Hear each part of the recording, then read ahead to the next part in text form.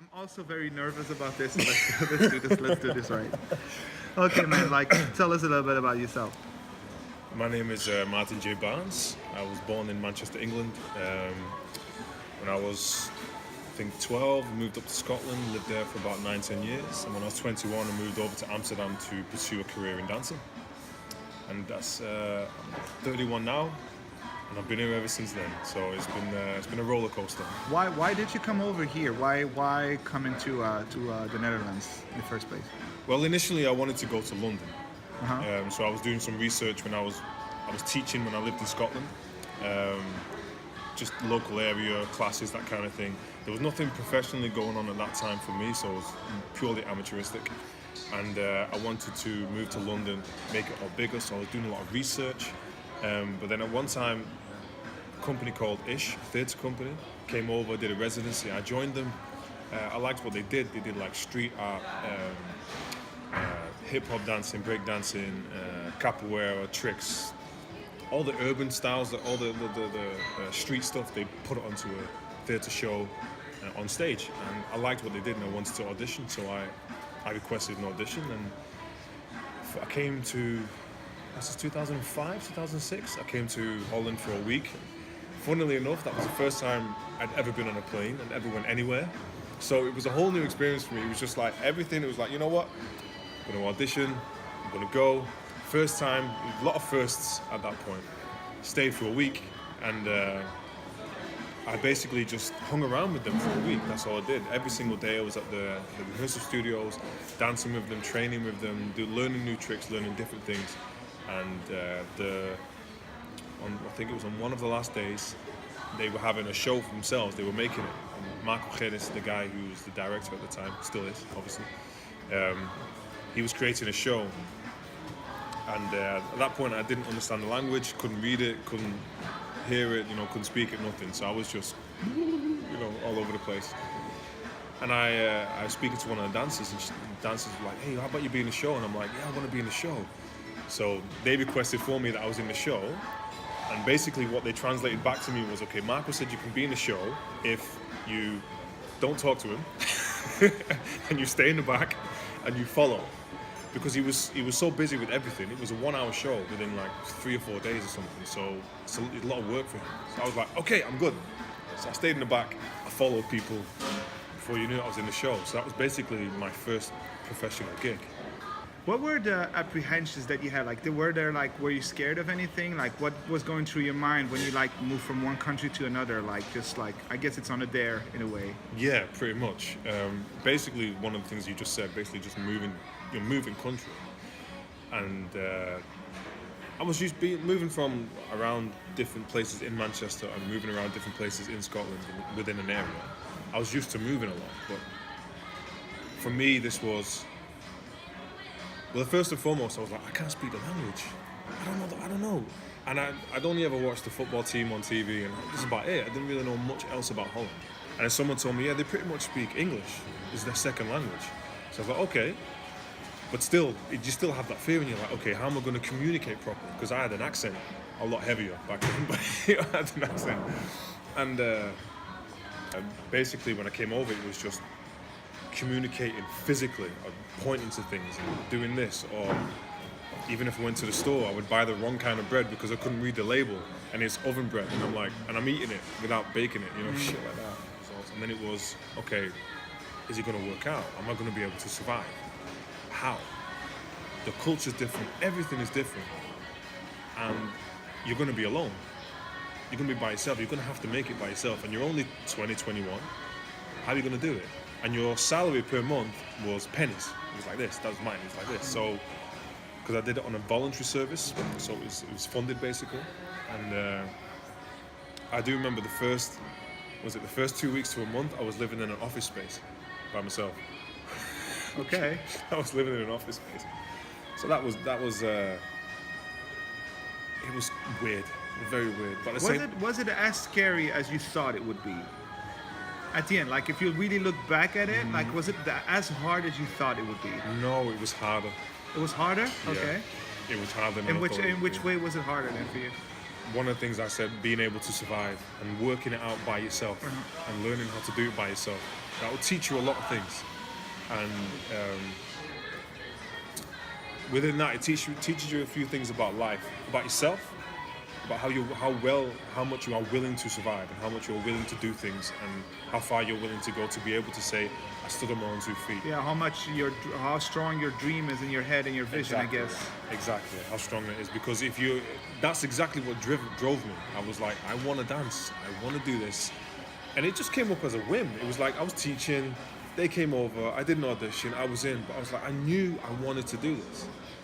And I remember my mother's telling me, she said, I don't care what you do, I'm going to support you as long as you believe in it and you go for it and don't just sit on your ass all the time.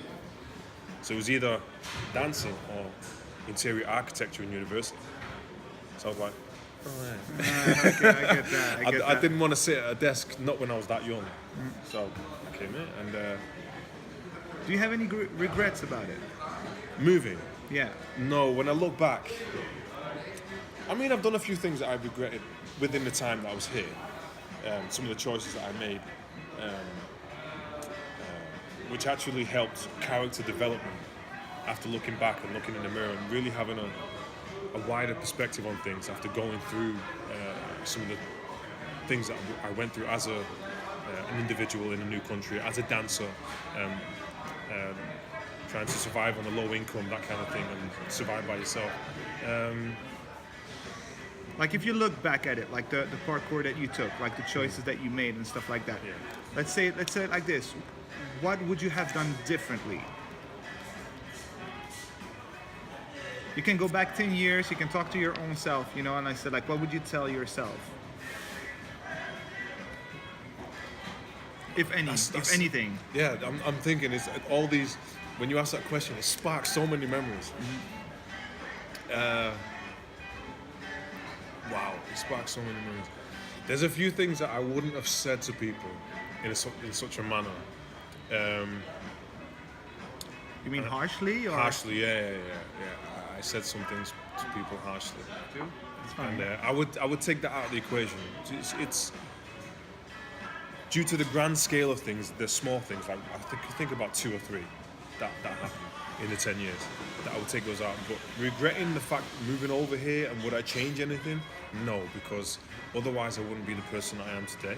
And I think the person I am today was a lot better than the person that, let's say, wiser than the person that moved over here. I guess it's also the you know, it builds the character to have like the struggles build you know, your personality and your stuff, and Yeah. of course everybody makes those mistakes, I guess. Yeah. But you know, like that makes you now, and it made you grow in a certain way. It really did, and I think when you mentioned regrets and asked me, for the long time I did have regrets about some of the things that I did and the way I was. It had largely to do with the fact that I was very confident about myself, and I did have an ego. But then, what you fail to realize at that age is that your confidence and your ego, you're brushing it constantly, but from yourself, and the little things that feed it, brushing it even more till it gets bigger and bigger. And then once the ego takes over, it takes over some of the things that you do, but you not intentionally have a bad feeling, and it ends up hitting people in a certain way, in a bad way. So it gives them a negative feeling. And then once they've seen that and witnessed that, no matter all the good things that you do, that thing stays and remains, and it floods and it goes over the top of everything else that you do. So you're not aware of that at the time. You're just, when you do something with good intentions out of a good heart, it's overlooked. And the thing is, at that point, you do nothing but point the fingers. Hey, yeah, but you did this. No, you did. And actually, what we're not doing at that time, as in individuals, as people at that age, because our ego is so big, we fail to look at ourselves. And it was only after I realized that, you know, you get like a slap in the face, sort of kicked when you're down. But that's one of the regrets then. Like it's more of a social thing, like the interaction that you had with people. That's the thing that you would say like I could have done differently, and I would probably not do it the same way if I could, or if I could take it back, maybe I would. I would say what you said first. I would say if I went back, let's go back to what you originally asked me. If I went back to my younger self, I would turn around to the guy and say, look, open your eyes and ears a little bit more. You'll learn a lot faster. So, what is like? I had this question. I wanted to ask this question. If you could like pinpoint one thing that dance like told you, like something that you learned from dance that you would not have learned at school. Is there anything that you could say like that thing that's something that it would never teach you at school?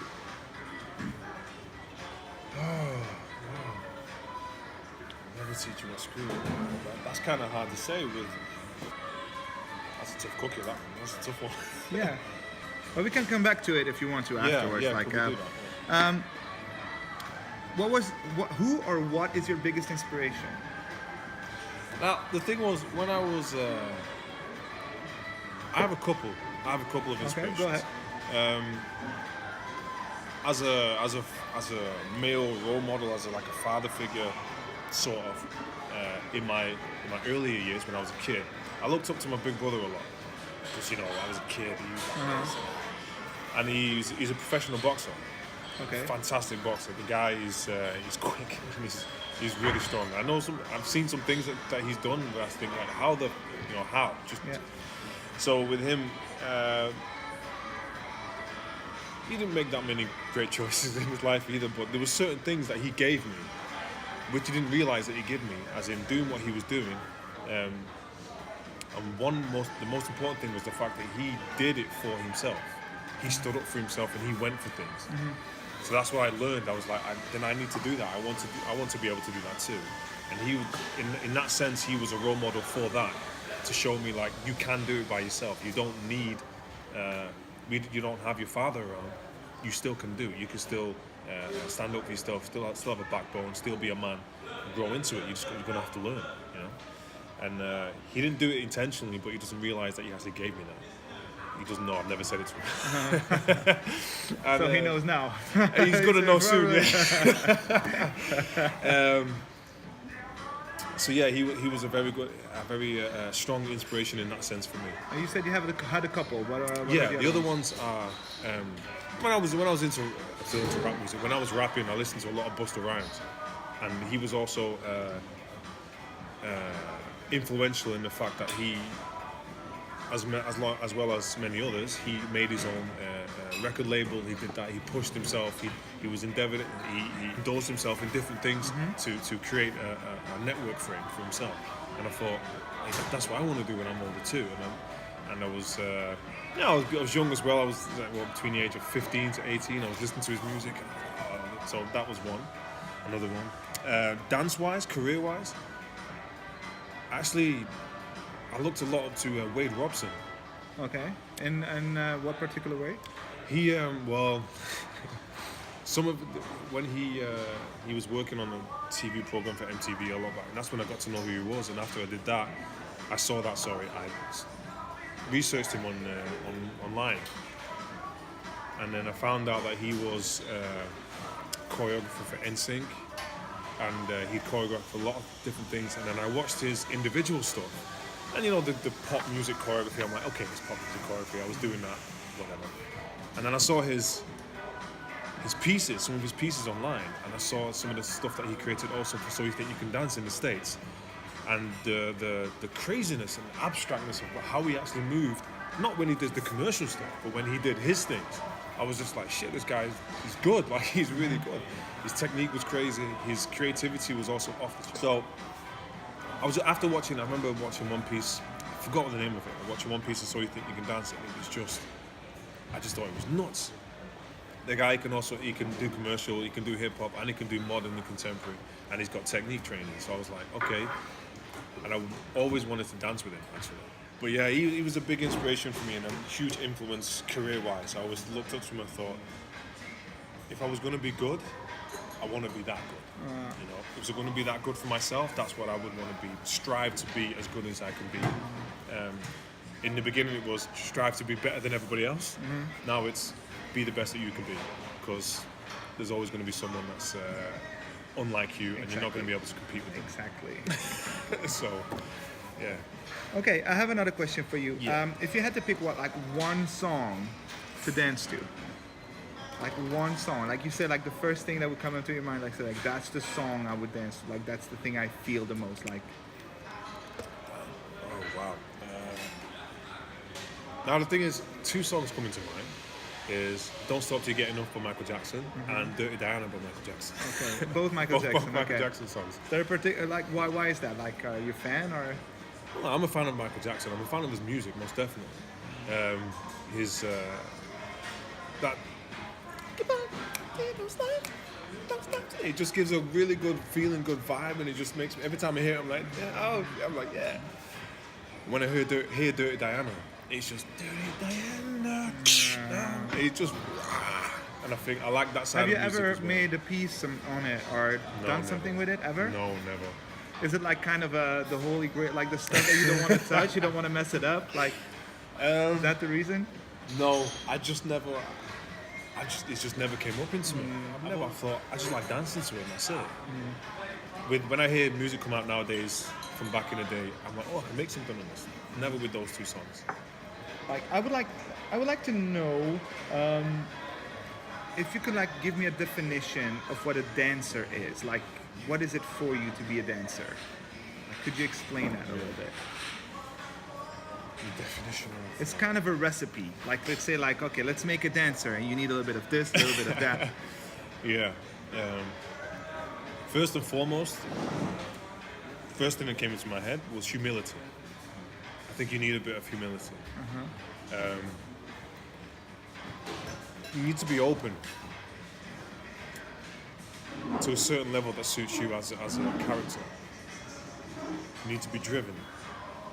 Whether it be the drive to become a professional, whether it be the drive to teach other people, whether it be the drive to just have fun in dance. And you're gonna have to give back. You need to share. You can't keep it all for yourself. Because if we're dancers as a community and you learn a lot of things from other people, you're basically taking it from other people. You're seeing a lot of things and you're absorbing it. And if you don't want to give it back, then nobody's, one, you're keeping it all for yourself, you're being selfish, and two, nobody's really going to appreciate what kind of dancer or person that you are. And your personality, in my opinion, is very, very, very important to you as a dancer. Ask them to dance and me to dance, and you'll see the different characters. Personality is important. That's right, yeah, very, very important. I It think. defines your character, I guess. Yeah. If you put a little bit of yourself into it, I guess, then you it shows, right, in your Almost dance moves, and that makes you Yeah, unique. yeah. Yeah, I totally agree with that. Totally agree with that. Now that you're talking about, like, you're like a lot of things that that I heard you say right now relate to the way you behave with other people. Yeah. How much is networking important to you? Like, how much? What do you do for it? Is there anything? Do you actively work on it, or is it something that just comes along? And if you do something, what is it? Yeah. As a freelancer in the commercial world, networking is absolutely very, very important. And how you interact with your employee or your co-workers or whoever it might be at that time who is employing you is very important also. I believe that you don't need to lick any and kiss any asses. I believe that you have to be straight in what you want, how you want to approach things on a professional level, but also give it that bit of personality that people see, okay, this is the kind of guy or the kind of person that we can work with. Bring your A game to the table, because otherwise they're not going to want you again. And if you want to work for certain people, if you want to do certain things, you're going to have to bring your A game. So networking in that sense is very, very important. Actively, I wouldn't say that I'm actively doing it. I would say that once I'm in a situation where I can, I'll react to it. And some say, okay, it'd be more beneficial to actively do it day by day, a bit by bit, which I completely understand. For me, what's working right now, I do know that my girlfriend, she gets in touch with people, she does this, and she is very, let's say, what's the word? Person. She's proactive. Is that what the word? There you kind of- go. Yeah. I can't speak in English. It's my mother tongue. Yeah, she's proactive about that thing. She gets onto it, and we help each other in that sense. And she helps me to find out, okay, this is the person you can contact, this person and this, and then vice versa. So networking is very important, and it will bring you the things that you want if you do it properly. Do you use social media for your career mostly? And do you use it? And if you do use it, how? Like, what do you do something with it? The last since I first came here, I wasn't really big on using social media as an outlet for my career. Only over the last year and a half that I've really been busy, like, okay, posting what I've been doing, checking on Facebook, because you have pages that post things, audition here, audition there. I mean, I did an audition in London, got a job, did a Michael Jackson show in the Mahi Islands, Seychelles. It's off the coast of Madagascar, off the coast of Africa, sorry, near Madagascar, a little island for a king of somewhere. And I got that through a post on Facebook. Yeah. So, you know, it works. Yeah. So it's beneficial, and by putting your videos out there on YouTube, putting your work out there, people will, via people will get to see, okay, because if I could see pictures and videos of people from Croatia doing something stupid, why can't they see a video or a picture of me? They're going to somehow. Yes. And you're going to have to promote yourself, and it's a good format to a platform, to show yourself and prove yourself, because it will reach people way further than your own network that you can never really imagine. So I think it's beneficial in that sense. Yeah. What's your morning ritual? What's your morning ritual? Like, how does your day start? How's my day start? Well, I open my eyes and I let the light shine it. Is there anything you do like on a regularly basis that you say like, I have to do that in the morning or my day is destroyed? Cereal. Cereal. I'm a massive cereal eater. I can't. If I wake up in the morning and I have a sandwich for breakfast, I'm not the same person. I am not the same. If I have eggs and I don't know, cucumber on a cracker or something or anything like that, it's nice. I'm not the same though. If you wanna make me happy, buy me a mango and give me some cereal. I'm good.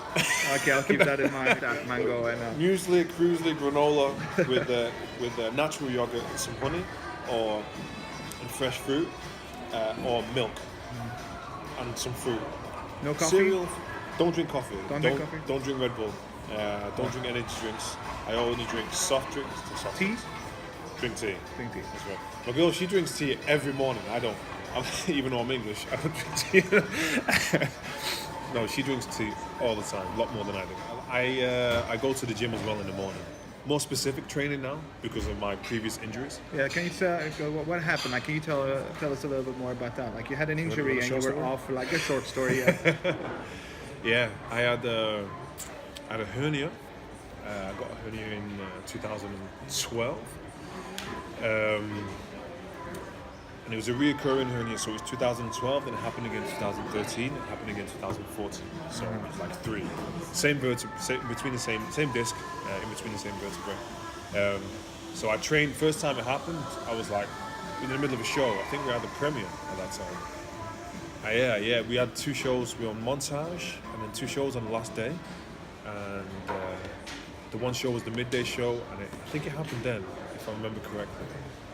And I was doing a lot of stuff. Me and Carl at the time, almost like every scene in the show, a lot of scenes in the show. It was very short, very heavy show for everyone in the show itself. And I was just physically drained. I was physically knackered at the time. And I was doing capoeira moves, lifting the girls, flipping them, flipping myself, running across the floor. So everyone in the show was doing that kind of stuff. So it was heavy.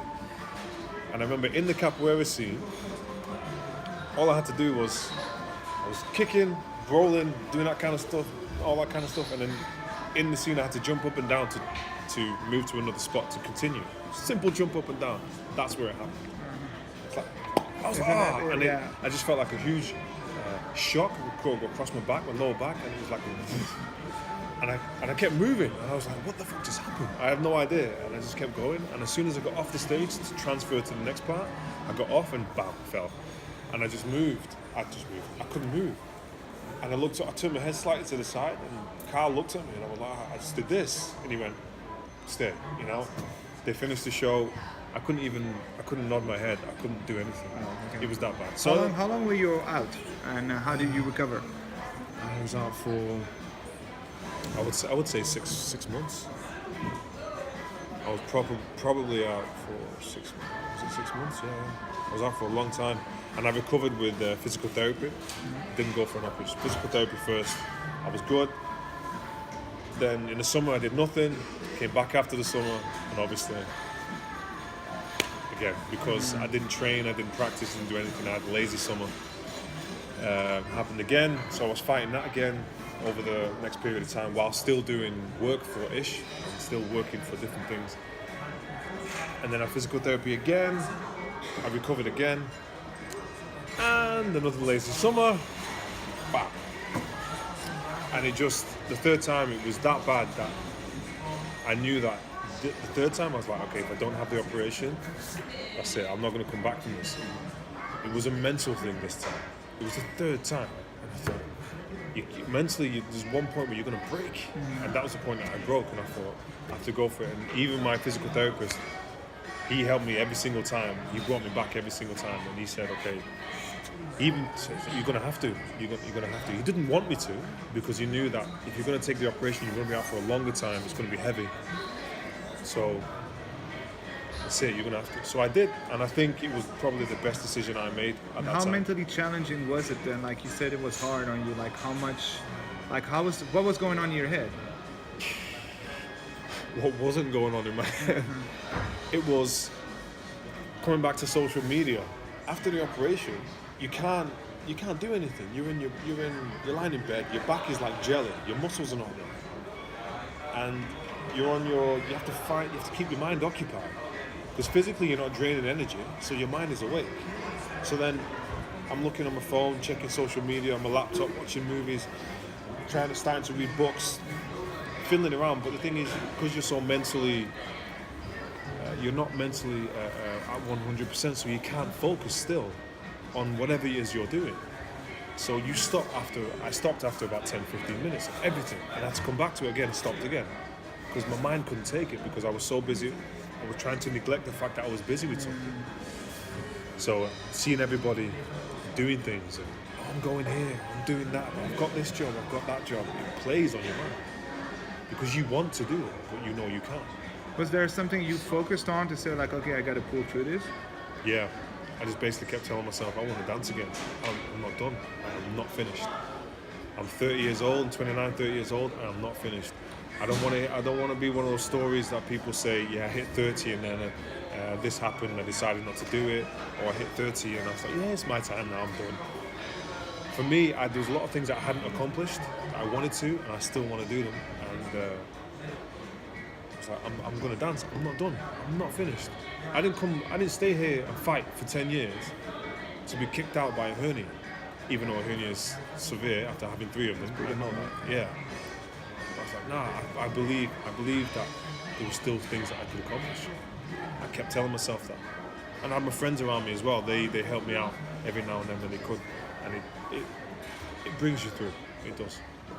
Okay, you mentioned books. Like, is there anything you read that you would recommend to anybody? Like, especially like, let's say, a young dancer that doesn't know that, books can actually be interesting and helpful for. Like, is there anything you read that you would like to share?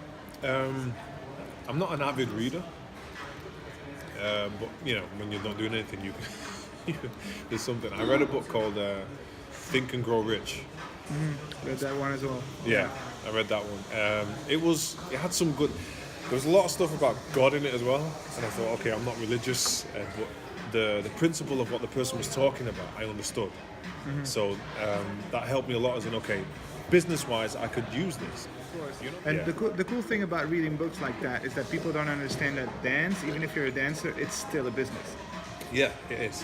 It's very important to understand how to promote yourself and how to do all that stuff, because otherwise you don't have any jobs, and then you get to that point where maybe you get stuck in an office for a few months. Yeah, or you're in like this black hole and the walls are coming in on you and that kind of thing. I read a book it's a really small book called Steal Like an Artist. Oh, I haven't read it yet, but I saw that one. Yeah. A friend of mine, he gave it to me. He's an avid reader. He's nuts, and he gave me this book. He said you should read that. Funny thing is, when I read the book, I read it and I thought, I already do this. I already do this. But it was a good reminder. Yeah, Okay, I'm not gonna let you get away without re-asking that question. So, what did dance teach you that school didn't? Can you come up with something now? Life. It taught me that if you really, really, really want something and you believe in something and you're driven to take it, you have to go and get it. You can't dance totally because there's so much competition that that one person is going to get that role that you maybe want. And if you didn't do nothing about it, and you step back and you go, yeah, but he was better than me, or she was better than me, or they were better than me. Well, what did you do to fight for it? Did you fight for it? Did you go and do anything for it? Now I thought there was no point because I can't compete. Come up with excuses for yourself. It taught me like if you really, really want something and you believe in it, no matter how corny it might seem to other people, it's yours. You have to go and you have to take it. You have to, at the end of the day, you have to teach yourself that you know, I did what I could. And not wait on the wayside, let things go past you and let things be taken away from you, sweat from underneath your feet. Sometimes you can't help it, but it will happen. And to know that you can look back and say, you know what, at least I did everything that I possibly could. Everything that I could. And I fought for it with every fucking bone in my body. To know that, okay, if I didn't get it at the end of the day, I could still I'd be gutted that I didn't get it. But at least I'm not sitting on my ass. Exactly. Yeah, and then if you do that every single time, you have to. If you really want it, you have to go every single time. It's hard work. It's not easy. And at one point, you get what it is you wanted. Oh, that feeling is crazy. That feeling is absolutely nuts. I mean, it's the one I spoke about, the Michael Jackson show I mentioned earlier. I was like, after I came back, I was on a resort on an island for 3 days. Performing a show for a king that I'd never even heard of, mind you, off the coast of Africa, and I flew through Dubai, came that way, came back again, and when I was in Amsterdam, or back in Holland, I was like, what just happened? What just happened? Yeah, exactly. I was like, what the fuck just happened? And when I was thinking about it, I was realizing this was the shit I was thinking that I was wanted to do a year and a half ago, 2 years ago. I wanted to travel to London, get a job, go to another country, do something, come back again and be able to tell the story. So, dance gave me a reality check on if you want to survive, you are going to have to do it. It's your own personal responsibility. That's right. It most definitely is. So this actually leads me to my last question for today. So what's next? What's the next level for you? What's the dream? Where are you going to? Where am I going? Well, one of them I told you I would like to dance with Wade Robson. If he's still dancing. And I just think it'd be crazy to learn off that guy and be able to do that. One of the other things is being able to dance behind an international artist. I'd love to do it. It's always been on my wish list. To choreograph on a higher level, to really allow my insight that I've learned over the past 10 years from different people, and watching different things and being at different shows and performing at different shows, to be able to influence that within a show and choreographing stage performance, tour one day. That's a long list, man. It's a long list. I have a list. I have a list. Nah, well, it's dreams. I have. Whether they become a reality is a different question.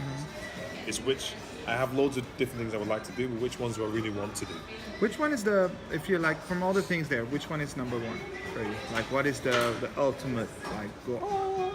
The lights coming down from heaven? Well, it actually got nothing to do with dance, to be honest. Okay. It's acting. Oh, okay. Yeah, it's funny enough. I like it a lot. And I'm very interested in how actors indulge themselves in a role and get deep within that role to portray a character and personality. That's always intrigued me. That's why I like watching shows. That's why I like watching movies and series and things. I don't just watch them just to be mind-numbed and entertained. I sincerely watch the actors and I follow them also on what they're doing in their lives, that kind of thing. So it's that's like a little thing. Nothing to do with It's, dancing. well, it's a very nice thing, man. Thank you so much for your time. Yeah, you're welcome. And man, that was interesting, really. That's really interesting. Yeah. So, okay, where can people find your stuff? Like, is there a place where would you want them to go? Yeah, you can find me on Facebook, Martin J Barnes. You can find me on YouTube as well. My channel is not really, it's there, but it's not up and going at the moment. I'm still working on some video. By the way, I'll My put this in the show notes and stuff, so no Yeah. worries about that. My YouTube channel is Martin Tint Barnes, Tint. That name will change soon, just so I'll keep you updated. And there'll be more and more videos coming. I've got a concept video coming out soon, and I've got another one in the pipeline and one working on it. So keep in touch. Awesome, man. Yeah. Thank you so much. Thank you so much Thank for having you. me. Bob.